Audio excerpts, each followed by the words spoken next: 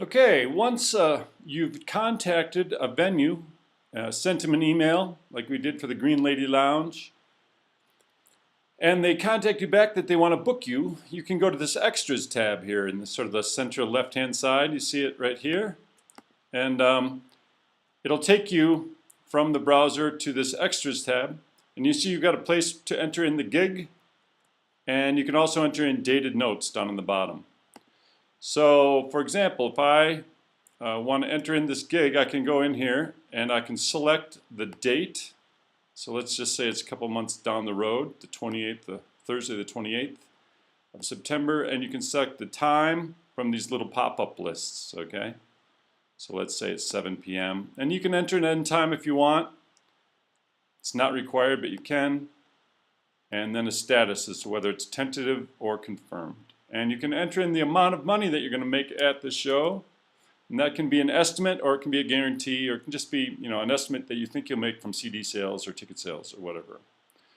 Okay, and then there's this thing called the For or F contact, and that's a pop-up list of the bands that you represent. So if you're a booking agent, you can book multiple bands, or if you book a band and you book yourself solo, you can enter in multiple records in here to select from when you're booking them. And the way to put them into that list is to use this little checkbox here. It says Add to For Contact Pop-up List.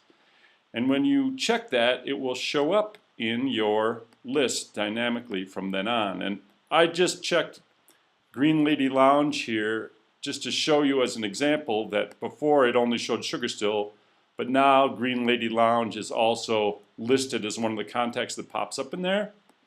And that's how you could put multiple bands into that list that you might represent, okay? Okay, and then you've entered in, you can enter in any notes that you want, you know, playing 7 to 10 or whatever you want, and you can must use own gear, whatever you want. You can type into the notes, and that can be your point for all the minutia that you might need to enter in your notes. Then down at the bottom, you can enter in detailed notes if you feel like it for this Green Lady Lounge.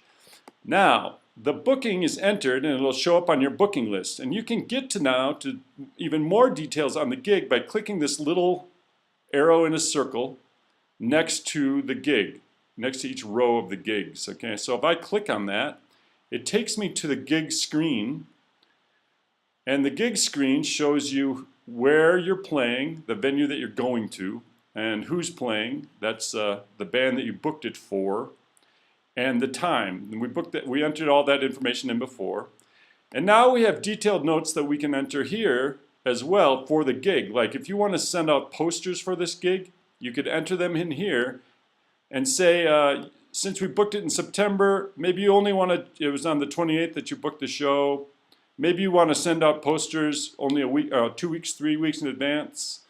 You can set that as a send out note and put send posters, and that will show up in your to-do list on that date. On September 8th, it'll show up in your to-do list for sending posters out.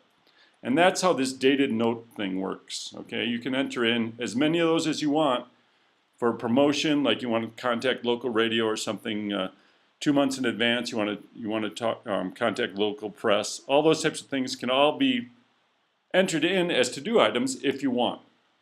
All right, and that's basically how we track booking shows and booking all of the detailed notes that we want to track when we're booking shows for Sugar Still using Band Manager. Hope this helps. Talk.